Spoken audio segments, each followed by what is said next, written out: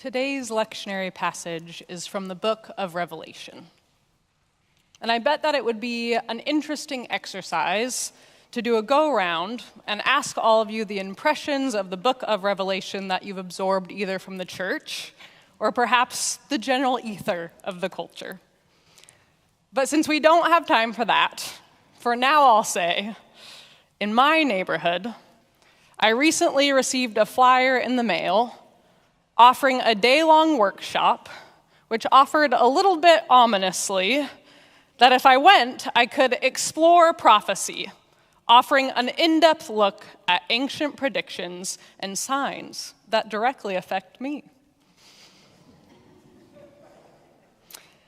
It's likely these sorts of excursions, along with end-of-times cults, that inspired biblical scholar Luke Timothy Johnson to begin his commentary on Revelation like this. Few writings in all of literature have been so obsessively read with such generally disastrous results as the book of Revelation. He's likely right. Our passage today is just 6 verses out of a 22-chapter book that is chock full of biblical imagery and allusions, numerology, pictures of divine violence and judgment, stories of cosmic catastrophes and outrageous beasts. Its imagery and symbols are suffuse in literature, films, culture, and even politics. Some folks take it literally. Some folks insist it's metaphor. And some folks write it off completely as too kooky to bother with. And so it strikes me as interesting that this particular passage seems often to be plucked out of the rest of the context of Revelation and used relatively uncontentiously across the Christian tradition. It seems to speak to a broader audience, easily divorced from the more challenging to interpret apocalyptic thrust of Revelation. And it seems to me it's because these verses appeal to a deep yearning embedded in our faith and in our humanity. God speaks and says, "The home of God is here among mortals. Every tear will be wiped away. Death will be no more. Mourning and crying and pain will be no more. Behold, I am making all things new. Write this, for these words are trustworthy and true." And that proclamation of hope can draw out of us a deeply human yearning found in Psalm 13 and echoed in Revelation itself. How long, O Lord, must we wait? Because the majority of us, no matter our persuasion, look out at the world and desire it made new. Now, we may have different ideas about how to get there, but I do firmly believe that most people, most everyday people, do sincerely want the same things. A world with less suffering and less pain, with more justice and more needs met. John, the author of Revelation, writes to the 7 churches of Asia in a time of crisis. By this time, the Roman Empire is openly persecuting Christians, torturing and killing those who refuse to name the emperor as the Son of God. John alludes with barely veiled metaphor to the Roman Empire as that which needs to be destroyed in order for the reign of God to come in fullness. Here in 2025, we no longer have the Roman Empire to fear. The reigning imperial power has changed names and hands again and again. And the oppressive forces that draw out from our depths this longing for a new world, they look differently than they used to. One even bears the name Christian nationalism, even if the values of Christ are shunned all the same. John talks about the Roman Empire, but he's really raging and portending the holy destruction of not one regime, but a way of being in the world created by systems that are death-dealing. And so when I talk about empire, today or any day, I want you to not hear me talking about the political party you view as evil or misguided. Rather, I want you to hear me talking about the systems that are being upheld by both parties in our country, that refuse to care for the poor, the marginalized, the imprisoned, and the very earth itself. Indeed, not just in word. And I think we know this intuitively, even if we like to believe our side is good. Because no matter who is in power, I cannot remember a time in my adult life in which, upon hearing the proclamation, "Behold, I am making all things new," that I have not yearned for that newness. For a world in which our neighbors are not homeless, that the world is not at war, that children are not starving, that I have not yearned for the systems of empire brought low. Not for a world reformed or destroyed, but redeemed, made whole, made new. The author of Revelation is poetic. He weaves biblical allusions throughout the text, and in the verses we heard today, most commentators note the beautiful way he marries the beginning and the end. In the verses following the ones we heard Eva read today, John describes the city of New Jerusalem. And in this new city, there's a garden meant to echo the Garden of Eden. In his telling, John is trying to show that what once was the heart of empire is now redeemed.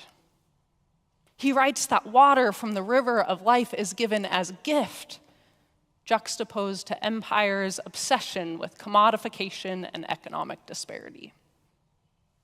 That the tree of life produces enough fruit for all, and that the leaves of the tree of life are for the healing of all the nations. Behold, I am making all things new. Write this, for these words are trustworthy and true. This week, when I thought about the harm that comes when empire has its way and what might bring healing, I thought less about the tree of life and more about mushrooms. In her book, The Mushroom at the End of the World, Anna Lowenhaupt-Singh writes about the matsutake mushroom. She writes, "When Hiroshima was destroyed by the atomic bomb in 1945, it's said that the first living thing to emerge from the blasted landscape was a matsutake mushroom. Matsutake mushrooms are wild mushrooms that live in human-disturbed forests. Like rats, raccoons, and cockroaches, they're willing to put up with some of the environmental messes humans have made. And yet they're not pests. They're valuable gourmet treats, sometimes the most valuable mushroom on Earth. Through their ability to nurture trees, matsutake help forests grow in daunting places. And we see similar things here in the Pacific Northwest. As forest fires exacerbated by the climate crisis rip through our landscape, what pops up the next year but mushrooms, morels like we see here, and even the matsutake in some regions, ready for harvest to nourish us, all while nourishing and repairing the land through a process called micro-remediation. What happened in Hiroshima was what some might call apocalyptic. Just like the book of Revelation is technically classified as apocalyptic literature. And yet the word apocalypse simply means a revealing, an uncovering. And so this week I wondered, what might these mushrooms and their mycelium, or the root-like structures that produce mushrooms, reveal to us about the world that God is making? And I think it's important to emphasize the order of wording quickly. God does not start again. God does not create all new things, does not have the new Jerusalem off in some heavenly realm. Rather, it comes down to earth. God makes all things new, redeems what already is. God's good creation remains as it is. Creation is, and will always be ripe for redemption and healing. But this healing is a redemptive act of God, not humans. But as we know, God works through us and through the mushrooms. The poet Roske speaks to the revelation of the mushrooms, which work through what's called a mycelial network, like this. In healthy forests, which we might imagine to exist mostly above ground, and be wrong in our imagining, given as the bulk of the tree, the roots, are reaching through the earth below. There exists a constant communication between those roots and mycelium, where often the ill or weak or stressed are supported by the strong and surplus, by which I mean a tree over there needs nitrogen, and a nearby tree has extra, so the hyphae, the fungal ambulances, ferry it over constantly, this tree to that. And that in a tablespoon of rich fungal duff, a delight, the phrase fungal duff, he writes, meaning a healthy forest soil, swirling with the living the dead make. In a healthy, rich fungal duff are miles and miles of hyphae, the handshakes of the natural world, who get a little sugar for their work. Let me say this again more plainly. Mushrooms and their mycelial networks are keeping the biological systems of this world going by allowing the strong and surplus in this world to support the ill or weak or stressed. Once more, just so I'm clear.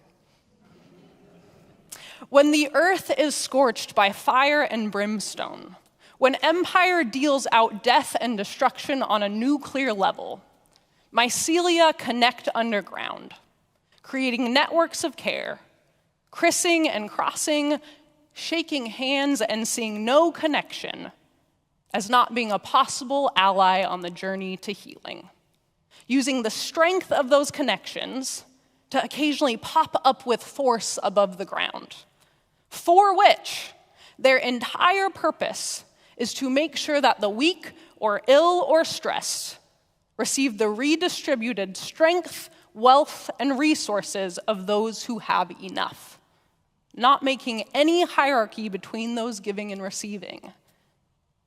And the whole end game of this is that death is turned into life. This is not metaphor. This is science. And it's also the gospel, the good news. It's easy to think that these networks of care that are created might be too small to do anything that changes systems, changes the landscape, as it were. And yet the mycelia have an answer to that too. When hyphae associate together, they sometimes decide to make themselves known above ground, to change the landscape, if you will. And they do this by inflating with water as they work to form a mushroom. And this growth can happen at explosive rates. For example, when hyphae come together to produce the stinkhorn mushroom, the force produced is so great that it can break through concrete and lift up to 300 pounds. For this reason, I have lovingly nicknamed the stinkhorn mushroom the labor union of mushrooms. A stink for some, a horn making a joyful noise unto the Lord for others. And isn't it just like the Spirit?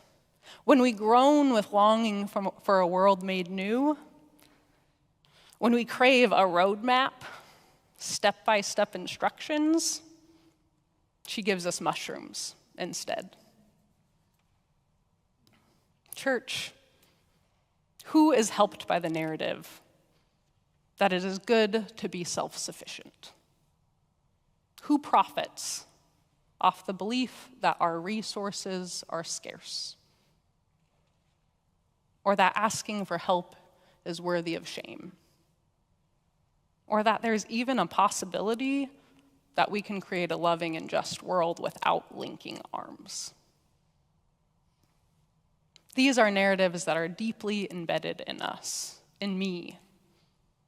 And it's easy to say, well, this is how the world works. But look around us. Look at the natural world. Blessedly, it is not how the world works. It's not how ecosystems work. It's not how life itself works. We are not an exception to God's good creation.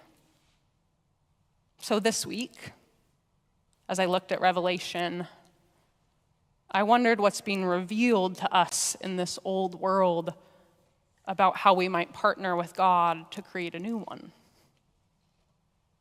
And I see this partnership, this linking of arms and building communities of care, and the popping up with force to change the landscape in so many places. I see it in organizations like Moms Demand Action, or Faith Action Network, or Sound Alliance, or King County Equity Now. I see it in places where people come together to meet the needs of their communities, like local food banks and mutual aid groups, and even local litter pickup groups. And I see it here in this church, as people gather to cook meals for the Sophia Way and learn how to educate themselves and advocate for the LGBTQIA community, and write cards to one another when things are difficult, and knit beautiful prayer shawls to wrap one another in care. And the dozens of other ways you all engage in community care as an extension of your faith, even if it isn't through a church-sponsored committee. Empire, especially in this day and age, runs on isolation. It runs on our belief in scarcity and our penchant for comfort. It runs on our overwhelm and feelings of helplessness. And I find it helpful to remember that God doesn't call us to make all things new. None of us can. That's the work of God in this world. God simply calls us to show up, to join hands, and get to work caring for one another where we can.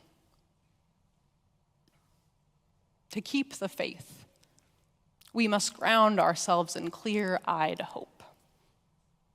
And so let us keep our eyes peeled for God's spirit of revelation, swirling about us, making all things new. And may we join her as we join each other in this holy work. Amen.